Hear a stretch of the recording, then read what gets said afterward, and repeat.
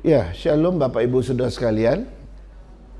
Mari kita masuk di dalam satu tema yang baru bulan ini, Fruitful Life ya. Ini bicara tentang hidup yang berbuah. Ya, bulan kemarin kita udah membahas hidup yang bertumbuh secara rohani. Kita udah bahas dalam 5 minggu. Nah, hari ini kita akan mulai dengan tema yang baru, tema bulanan yang baru, dan itu akan dipecah di dalam 4 minggu selama bulan Juni. Jadi kita akan mendapatkan firman Tuhan yang begitu lengkap sepanjang bulan Juni tentang hidup yang berbuah. Mari kita baca satu bagian dari firman Tuhan terlebih dahulu dari Lukas pasal 13 ayat 6 sampai 9. Lukas pasal 13 ayat 6 sampai yang ke-9. Saya akan membacanya, Bapak Ibu menyimaknya.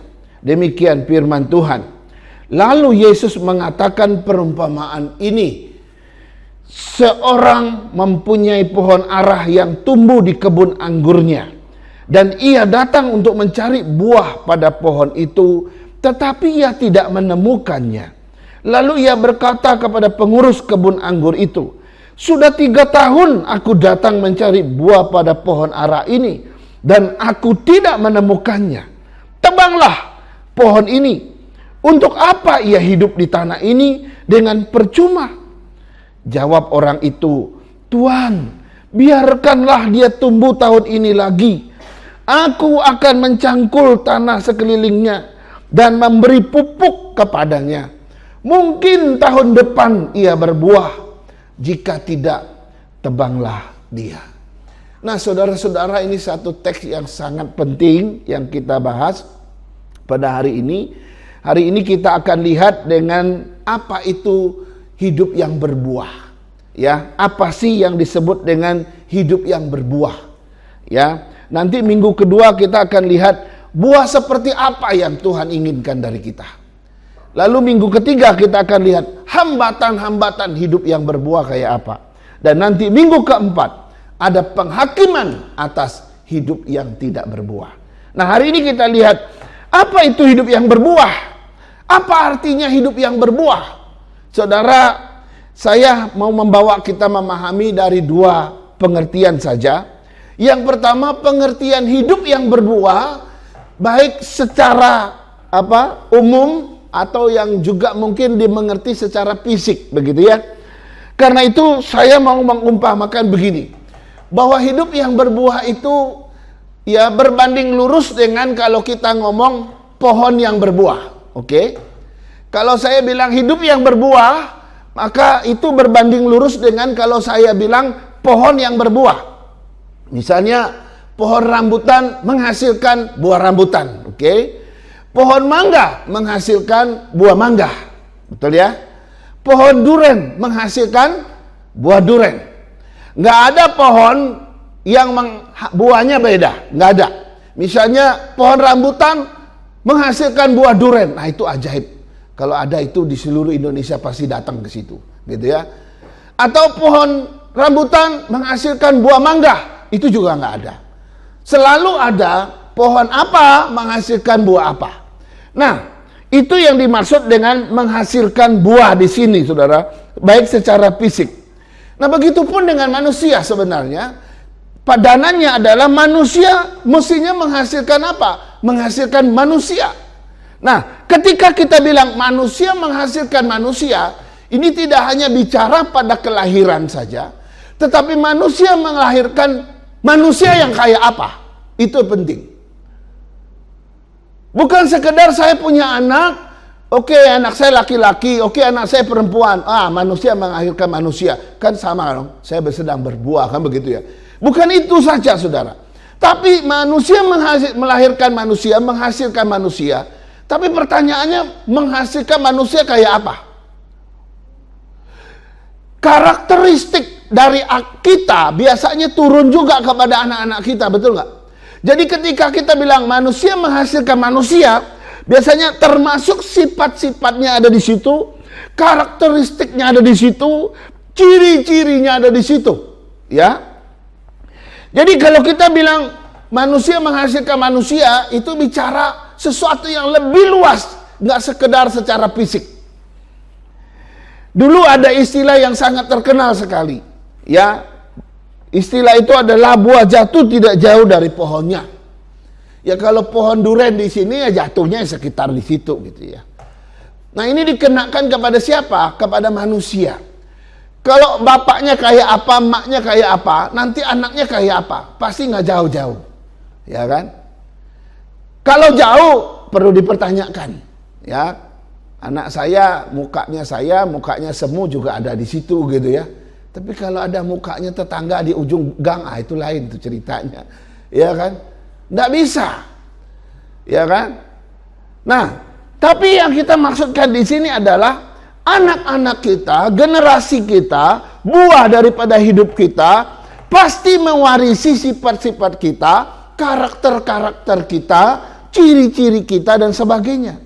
Nggak ada manusia yang melahirkan binatang gitu, nggak ada ya, kecuali dalam film-film horor ada yang melahirkan ular gitu ya. Nah itu film-film horor ya. Dalam fakta kenyataan nggak ada. Nah ini adalah pengertian secara umum ya, sesuatu yang disebut dipadankan kayak begitu ya. Tetapi tema kita yang bicara tentang hidup yang berbuah, yang dibicarakan dalam tema ini bukanlah yang seperti itu yang dimaksudkan. Saudara jangan berpikir ini mukseh bahwa kita memahami tema yang seperti itu kah? Enggak. Tema kita bukan bicara yang demikian. Tapi yang dimaksudkan oleh tema kita adalah hidup yang berbuah secara rohani. Ini yang dibicarakan. Hidup yang berbuah di dalam rohani, di dalam iman kita kepada Tuhan. Itulah yang dipresentasikan kepada kita. Karena itu kita sampai pada poin kedua. Arti hidup yang berbuah secara rohani itu apa? Untuk memahami hidup yang berbuah secara rohani ini saudara, saya mau bawa kita ke latar belakang. Karena ya saya sengaja membuat tema itu tema bulanan. Satu tema bulanan, lalu dipecah minggu pertama, tema mingguan, tema mingguan, tema mingguan, tema mingguan. Jadi 4. Saya tidak mau langsung sampai kepada ambil tema minggu depan, minggu berikutnya. Saya nggak mau borong. Ya, satu-satu. Kenapa satu-satu? Ini namanya belajar makin dalam. Ya, induksi namanya. Yang kita sebut Bible study juga bisa begitu. Supaya Bapak Ibu memahaminya step demi step. Sehingga firman yang saudara dapat selama sebulan betul-betul firman yang lengkap gitu ya. Saya tidak mau cepat-cepat. Nah, untuk memahami istilah hidup yang berbuah, saya harus mundur ke belakang. Pertanyaannya begini, sejak kapan istilah hidup yang berbuah itu muncul sih? Sejak kapan istilah hidup yang berbuah itu ada dalam Alkitab? Kalau kita mencari istilah ini, maka kita akan menemukannya hanya dalam perjanjian baru. Hidup yang berbuah itu muncul pertama kali dalam perjanjian baru. Tetapi ada sesuatu yang melatar belakanginya, saudara. Hidup yang berbuah yang istilah ini muncul pertama kali dalam perjanjian baru, sebenarnya latar belakangnya ada di Kejadian pasal 1 dan pasal 2. Latar belakang yang dituliskan dalam Kejadian 1 dan 2 itu apa? Itu bicara begini saudara, bahwa Tuhan menciptakan manusia bukan hanya untuk menikmati berkat. Tuhan menciptakan manusia bukan untuk menikmati berkat, tetapi juga untuk menjadi berkat. Saya ingin saudara ulangi kalimat ini. Tuhan ciptakan manusia bukan hanya untuk menikmati berkat, tetapi juga harus menjadi berkat. Coba ulangi, 2, 3.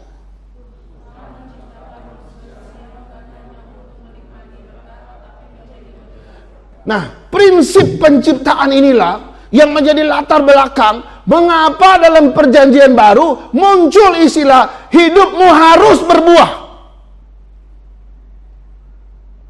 Jadi waktu Tuhan ciptakan manusia di Taman Eden, itu nggak cuma supaya engkau mengkonsumsi berkat Tuhan, nggak.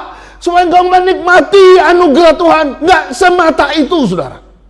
Tapi sebenarnya ada tanggung jawab di situ, engkau harus. Nah ini rumusnya saudara. Tuhan waktu kasih anugerah, maka jangan lupa ada satu hal di sebelah kanan. Kau harus Ketika kita menerima anugerah dari Tuhan, jangan lupa di dalam anugerah itu ada tanggung jawab. Kalau aku menerima hidup, maka tanggung jawabnya apa? Aku harus mempertanggungjawabkan hidup ini kembali kepada Dia yang memberi kepadaku.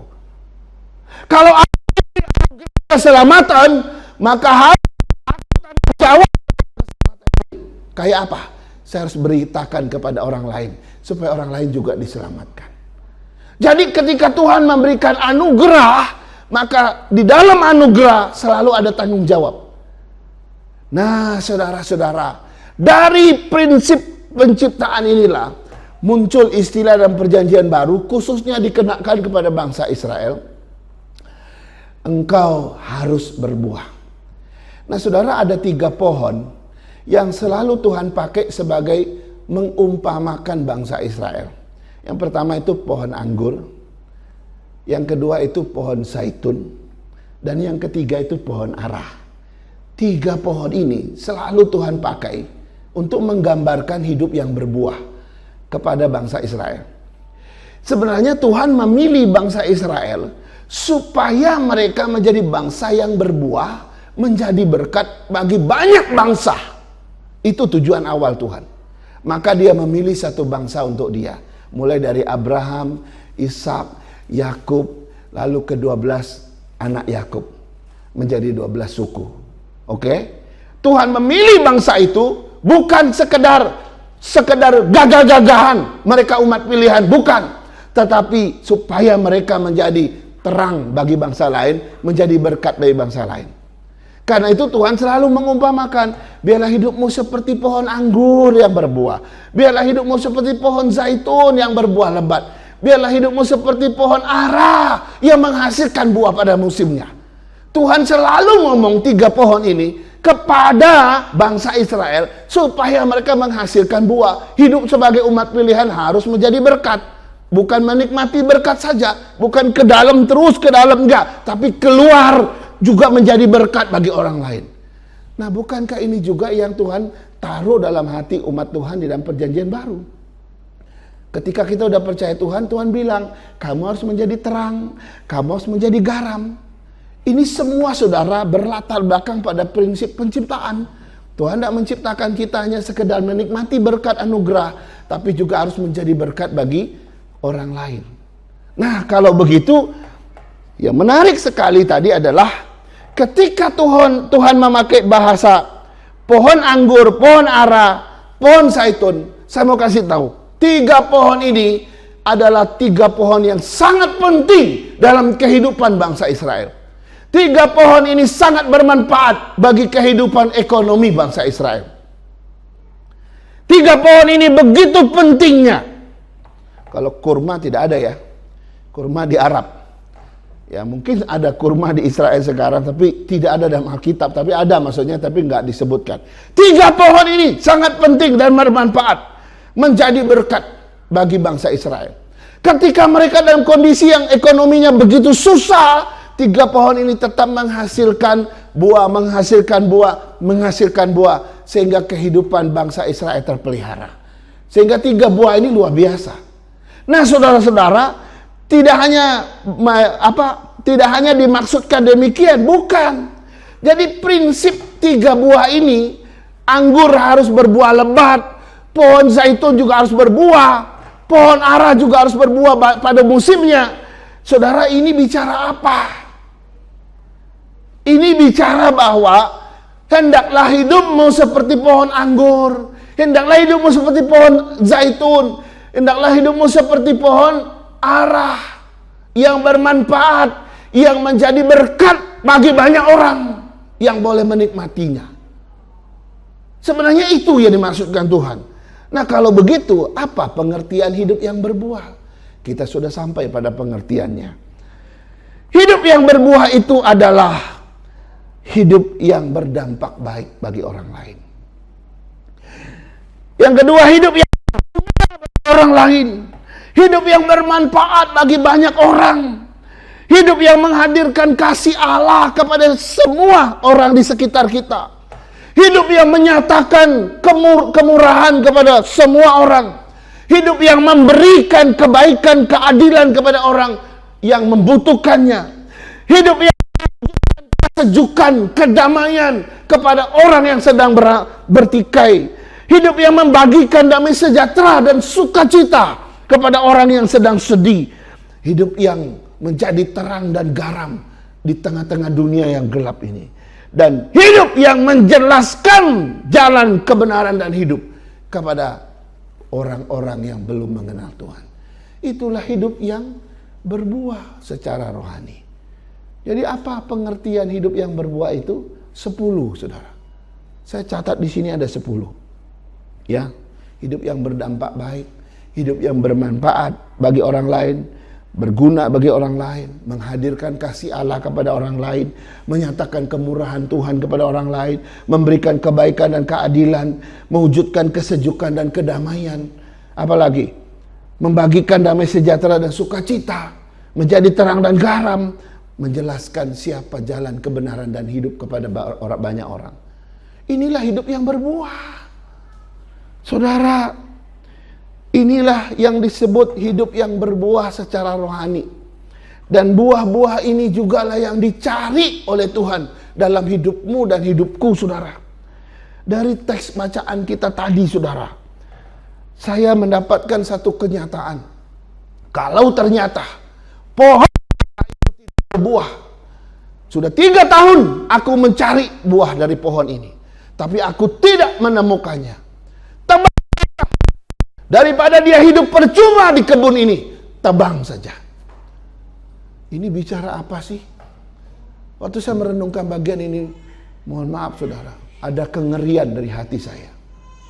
Saya membayangkan kalau hidup kita tidak berbuah satupun.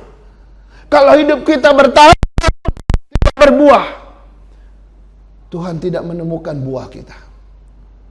Bukan tidak mungkin, Dia akan suruh malaikatnya menebang kita. Saudara, saya melihat bagian ini satu teguran yang keras bagi kita. Ya, saya mau kasih tahu begini. Iya ya, saya coba ngecek gitu ya. Jangan-jangan kita ini berpikir berbuahnya itu hanya ke dalam. Kalau berbuahnya itu ke dalam, kita belum berbuah yang sebenarnya.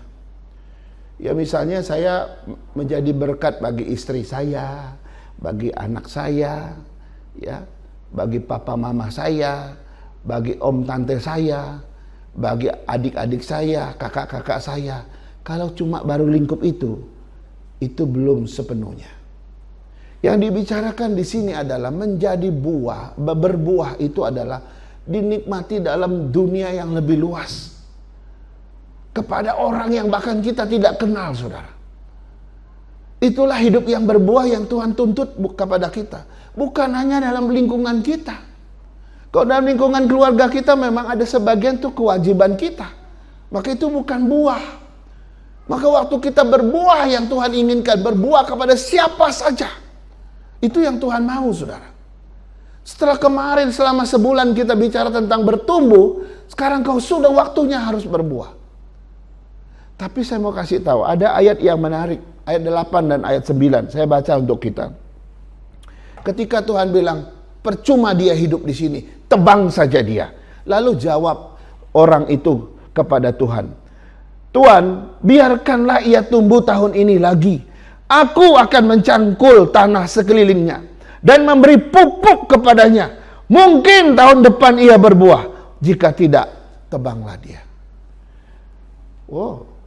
Jangan berpikir, oh kalau gitu masih ada kesempatan ya musuh ya. Kalau aku belum berbuah berarti ya Tuhan masih kasih saya kesempatan. Atau mungkin pikiran kita begini, kalau Tuhan belum menebang aku, berarti mungkin aku sudah berbuah bagi Tuhan. Itu salah lagi. Kok Tuhan tidak tebang-tebang saya ya? Apakah saya sudah berbuah bagi Tuhan ya? Ini mengira-ngira namanya. Belum tentu. Saya mau kasih tahu begini ya. Kalau Tuhan belum menebang kita, itu artinya Tuhan sedang memberi kesempatan untuk kita bertobat dan berbuah. Itu jawabannya. Jangan kaget. Kalau Tuhan belum menebang kita, itu bukan berarti Tuhan lupa. Itu bukan berarti bahwa engkau sudah layak di mata Tuhan. Belum. Kalau Tuhan belum menebangmu, belum menebang kita, itu karena Tuhan kasih kesempatan bagi kita. Dan kesempatan itu terbatas. Tadi dia bilang, kasih kesempatan 1 tahun lagi. 1 tahun bukan berarti satu kesempatan yang seluas-luas. Enggak, itu satu kesempatan yang terbatas. Kapan 1 tahun berakhir kita nggak tahu. Tapi akan ada waktu Tuhan, ketika engkau juga tidak berbuah-buah juga bagi Tuhan, Tuhan akan tebang. Inilah pengertiannya. Jadi ada maksud pertobatan di situ, dan ada maksud berbuah di situ. Waktu saya merenungkan bagian ini, saudara, iya, kita harus mengoreksi diri kita. Seringkali kita berpikir kita orang baik, orang yang membawa dampak baik bagi orang. Enggak juga. Banyak orang Kristen yang membawa dampak yang buruk bagi orang lain. Ya. Yang sering masuk penjara itu nama mereka apa? Lukas, Matius, Markus. Itu penjahat kelas kakap semua itu. Sering kan kita menemukan begitu. Saudara, saya mau kasih tahu ini, mengakhiri khotbah saya. Tuhan tidak tanya berapa lama engkau sudah percaya Tuhan. Tuhan tidak akan tanya berapa lama engkau sudah ikut Tuhan. Tuhan tidak tanya itu. Yang Tuhan tanya, berapa banyak sudah engkau berbuah bagi Dia. Apa yang sudah kau buat bagi Dia. Waktu Tuhan Yesus datang, Dia tidak akan bilang, "Hai Pak, kau sudah ikut saya sudah berapa lama?" Oh, dengan bangga kita bilang, "Saya 40 tahun Pak." Ya. "Oh, saya 60 tahun." Wah, dia yang lebih tua lagi bilang, "Oh, saya 80 tahun sudah ikut kamu Tuhan Yesus." Oh, bukan itu yang saya tanya. Betul, kamu sudah 80 tahun, kamu sudah 60 tahun, kamu sudah 40 tahun, bahkan ini baru 15 tahun. Aku nggak peduli itu. Yang aku peduli, berapa banyak buah yang kau berikan kepadaku. Itu yang Tuhan tanya. Biarlah pesan firman Tuhan ini kita bawa pulang. Kita gumuli di rumah kita. Kita mau jadi orang yang berdampak, orang yang berguna, menghadirkan kasih Allah, menyatakan kemurahan kepada banyak orang, dan memberikan segala kebaikan yang kita punya kepada banyak orang, memberikan keadilan dan menyatakan hal-hal yang baik, yang adil, yang benar kepada banyak orang. Kiranya hidup kita terus berbuah dalam pengertian-pengertian ini. Mari kita berdoa. Kami bersyukur dan berterima kasih ya Tuhan, karena Engkau sudah berbicara kepada kami. Engkau sudah menyatakan isi hati-Mu bagi kami. Kami seringkali tidak sadar, kami hidup begitu egois dengan diri kami. Kami sudah menerima keselamatan ini, tapi kami simpan untuk diri kami. Kami tidak pernah bertanggung jawab untuk menyatakannya kepada orang lain. Bukan itu maksud-Mu bagi kami Tuhan. Ketika Kau memanggil kami menjadi umat-Mu, Kau ingin kami menjadi terang dan garam. Kau ingin kami menjadi berkat bagi banyak orang. Tuhan, ampuni kesalahan kami. Mulai hari ini kami akan memikirkan buah-buah yang bisa kami hasilkan bagi-Mu. Buah-buah dalam hidup kami yang kami boleh tularkan, nyatakan kepada dunia ini, sehingga ketika mereka melihat buah dari hidup kami ini, mereka pun percaya kepada Engkau sebagai Tuhan dan Juru Selamat mereka. Terpujilah Engkau Bapa. Siapkan hati kami untuk menerima sakramen perjamuan kudus. Tuhan dan Roh Kudus boleh membuka hati kami untuk sungguh-sungguh terbuka di hadapan Allah. Pimpin perjamuan kudus ini dari awal hingga selesainya. Kami boleh mengikutinya berdasarkan pimpinan Tuhan. Dalam nama Yesus kami berdoa. Amin.